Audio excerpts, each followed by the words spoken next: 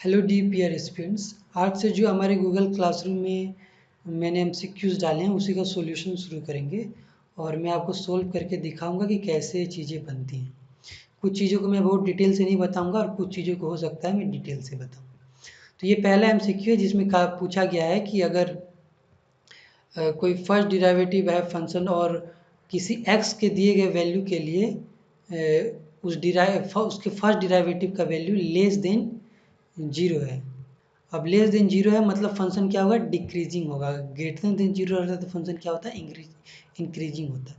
यानी कि आप कोई x का वैल्यू लीजिए और उसका फर्स्ट डिराइवेटिव निकाल के उस वैल्यू को पुट कीजिए और उस वैल्यू को पुट करने के बाद अगर जो फर्स्ट डिराइवेटिव का वैल्यू आता है वो नेगेटिव है तो उसको डिक्रीजिंग फंक्शन कहेंगे। यानी कि वो ग्राफ के किसी गिरते हुए पोर्शन को बताता है। x का वो वैल्यू किसी ग्राफ के किसी गिरते हुए पोर्शन पे होता है और वहीं इंक्रीजिंग फंक्शन होगा तो इसका मतलब कोई इस तरह ग्राफ बना है तो उसके चढ़ते हुए फंक्शन पे चढ़ते हुए पॉइंट पे वो कहीं x होगा। ठीक, तो ये होता है इसका पूरा। तो इसके लिए मैं डिटेल से वीडियो बनाया है, जैसे मैंने लिखा है इसी सेकेंड वीडियो, तो आप वहाँ पे देख लीजिएगा। और फिर सेकेंड क्वेश्चन भी कुछ इसी तरह है, सेकेंड MCQ भी, इसको भी मैं डिटेल में नहीं जाऊँगा क्योंकि इसमें बस यही कहा गया है कि इंक्रीजिंग फंक्शन है तो x के गिवन वैल्यू के लिए उस फर्स्ट डिराइवेटिव का क्या मान होगा, तो वो ग्रेटर देन जीरो होगा। x का कोई वैल्यू होगा उसके लिए ग्रेटर देन जीरो होगा मतलब वो इंक्रीजिंग फंक्शन है। तो ये भी आसान है, इसके लिए भी वीडियो पर डिटेल से आप वीडियो देख सकते हैं अगर नहीं समझ में आया तो। अब ये तीसरे MCQ पे आइए, इसे मैं थोड़ा डिटेल से करूँगा, थोड़ा मैं आपको बता दूँ कि कैसे होगा।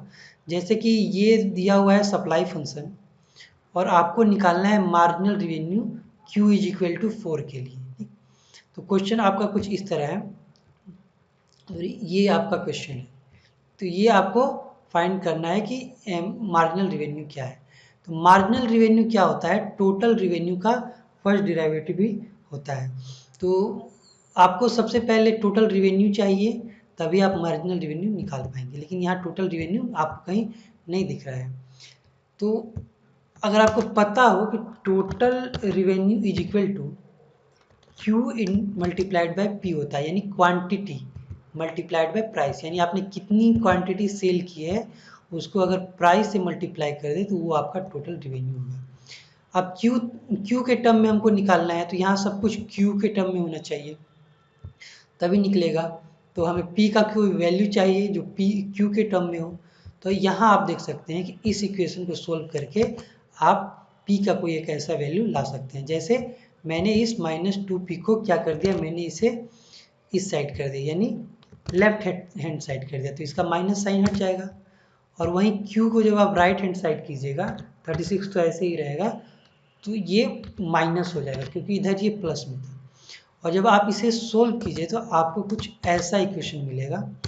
ये जो 2 है दोनों के नीचे जाएगा यानी कि यहाँ हो जाएगा, सॉरी यहाँ तो नहीं, यहाँ 36 है तो वो 18 हो ही जाएगा और माइनस यहाँ Q है वहीं रहेगा और Q के नीचे ये 2 आ जाएगा।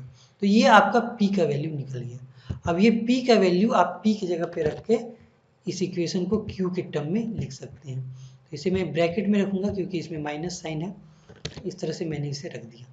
ठीक, अब इसे आप जब सोल्व कीजिएगा तो आपका टोटल रेवेन्यू निकलेगा और टोटल रेवेन्यू का फर्स्ट डिराइवेटिव करने के बाद मार्जिनल रेवेन्यू निकलेगा। चलिए इसे सोल्व करते हैं। सोल्व करने के लिए हम क्या करेंगे, पहले तो ये 18Q हो जाएगा, 18Q हो जाएगा और उसके बाद ये Q इस Q से मल्टीप्लाई हो जाएगा। ठीक, अब Q इस Q से मल्टीप्लाई होने का मतलब क्या है कि Q स्क्वायर बाय 2 हो जाएगा इसका सॉल्यूशन। तो मैं यहाँ रख देता हूँ इसे और Q पे यहाँ पे मैं एक स्क्वायर दे देता हूँ इस तरह से, सॉरी इस तरह। तो ये हो गया Q स्क्वायर बाय 2। तो ये हमने सोल्व कर लिया। अब इसका हमें फर्स्ट डिराइवेटिव निकालना है जो कि हमारा मार्जिनल रेवेन्यू होगा।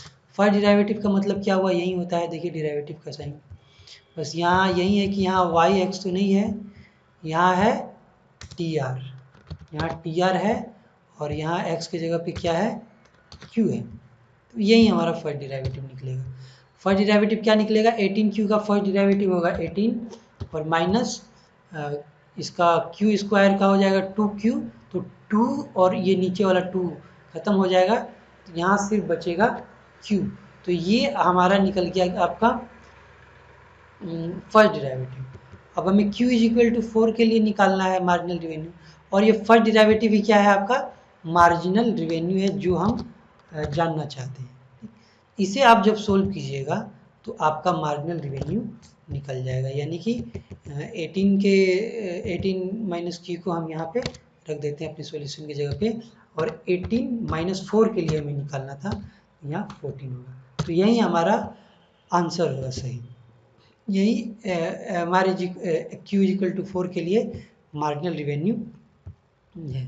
तो मुझे लगता है ज़्यादातर लोगों ने सही आंसर ही दिया है, हाँ लगभग ज़्यादातर लोगों ने सही आंसर दिया है। तो चलिए अब हम अपने अगले क्वेश्चन को देखते हैं कि उसमें क्या दिया हुआ है। तो इस क्वेश्चन में भी सेम सिचुएशन है, इसमें भी एक सप्लाई फंक्शन दिया हुआ है और आपको q इज इक्वल टू 4 के लिए निकालना है मार्जिनल रिवेन्यू। अब इसे आप कंफ्यूज मत होइएगा, क्योंकि यहाँ लिखा है what will be revenue of the firm for the fourth unit of Q. Fourth of unit of Q के लिए अगर आपको रिवेन्यू निकालना है तो आपको यही करना पड़ेगा कि उसका मार्जिनल रिवेन्यू निकाल के आपको q इज इक्वल टू 4 लेना पड़ेगा, यानी टोटल रिवेन्यू का मार्जिनल रिवेन्यू निकाल के उसका q इज इक्वल टू 4 लेने पर ही आपको पता चलेगा कि हाँ फोर्थ यूनिट के लिए फार्म को कितना रिवेन्यू जनरेट होता है। तो यही मार्जिनल रिवेन्यू का कंसेप्ट भी होता है। जैसे आप यहाँ देखिए यही फंडा है कि पहले तो आपको टोटल रिवेन्यू निकालना पड़ेगा। टोटल रिवेन्यू मैंने बताया था वो q is equal to P होता है। तो अब p की जगह पे आपको कोई वैल्यू चाहिए, तो हम क्या करेंगे कि p को एक तरफ कर देंगे, यानी मैंने इसको इस तरह कर दिया, यहाँ 44 माइनस q को छोड़ दिया और p को लिख दिया इधर 4p, सॉरी 4p। तो ये हो गया, और इसे मैं उल्टा भी लिख सकता हूँ, यानी कि मैं 4p को इधर लिख दूँ और ये जो 44 माइनस q है उसे मैं इस साइड लिख दूँ, इससे कोई फ़र्क नहीं पड़ता, दोनों बात बराबर है। अब 4 को मैं क्या करूँगा इस साइड करूँगा, जब 4 को मैं इस साइड करूँगा तो p इज इक्वल टू क्या होगा 44 के नीचे जाएगा तो वो 11 हो जाएगा और माइनस q बाय 4 हो जाएगा, क्योंकि q को तो 4 से डिवाइड हम नहीं कर सकते। तो ये हो गया हमारा p इज इक्वल टू, अब वो p के इस वैल्यू को हम क्या करेंगे इसमें रख देंगे, यानी कि इस कंडीशन p के जगह पे रख देंगे। तो जब हमने p के जगह पर q को वैल्यू को रख दिया तो ये हमारा इक्वेशन बना, इसे सोल्व करके हम टोटल रिवेन्यू अपना निकाल सकते हैं। अब कैसे सोल्व करेंगे, तो यहाँ तो हो जाएगा 11q हो जाएगा और फिर q इससे मल्टीप्लाई होगा तो q स्क्वायर हो जाएगा। तो इसे हम क्या करेंगे, इसे ही हम कॉपी पेस्ट करते हैं और यहाँ पर रख के इस पर हम एक स्क्वायर लगा देते हैं इस तरह, ये हो गया। और ये टी आर हो गया। अब इसी का जब मार्जिनल रिवेन्यू आप निकालिएगा तो हमारा क्या निकलेगा, वही जो मतलब कहिए कि फर्स्ट डिराइवेटिव निकालिएगा तो हमारा मार्जिनल रिवेन्यू निकल जाएगा, क्योंकि मार्जिनल रिवेन्यू टोटल रिवेन्यू का फर्स्ट डिराइवेटिव होता है। तो फर्स्ट डिराइवेटिव का सिंबल मैं नहीं दे रहा हूँ, तो marginal revenue is equal to क्या हो जाएगा, अब तो हम निकाल ही रहे हैं, इसे हटा देते हैं। Marginal revenue is equal to हो जाएगा 11q का फर्स्ट डिराइवेटिव होगा 11 और माइनस यहाँ 2 रहेगा, ये 2q हो जाएगा, तो 2q में 2 कट जाएगा तो यहाँ क्या बचेगा, यहाँ बचेगा q बाय 2 बच जाएगा। अब q इज इक्वल टू 4 के लिए हमें निकालना है, ठीक।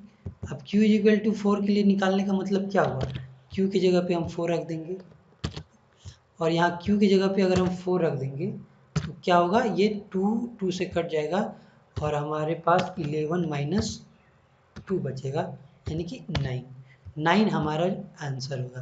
तो देखते हैं कि लोगों ने क्या आंसर किया है। तो इसे भी ज़्यादातर लोगों ने सही आंसर किया है। अब जो नहीं कर पाए हैं वो इस वीडियो को देखकर समझ गए होंगे। चलिए अब हम अगले क्वेश्चन को देखेंगे अगले वीडियो में।